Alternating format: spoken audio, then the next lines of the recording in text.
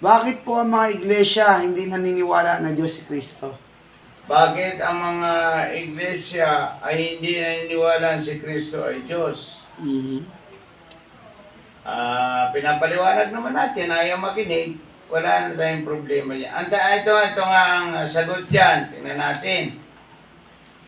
Medyo baka sabihin mo mayroon itong kalayuan, pero ito ang resulta. Yes, result. Result ng sagot na ayaw makinig. Sa Ezekiel chapter 33 verse 7. Babasahin ko.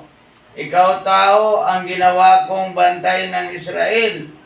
Anumang marinig mo sa akin ay sabihin mo sa kanila bilang babala. Kapag sinabi mo sa taong masama na siya ay mamamatay at di mo ito ipinabot sa kanya upang magbagong buhay, mamamatay nga siya sa kanyang kasamaan. Ngunit pananagutan mo ang kanyang kamatayan. 9. Ngunit kapag binabalaan mo ang masama, gayon may hindi rin nakapagbagong buhay, siya mamamatay sa kanyang kasalanan, ngunit wala ka ng pananagutan. Iyan. Sinasabi ko sa kanila na magbago, ayaw mo magbago, wala na po akong magagawa.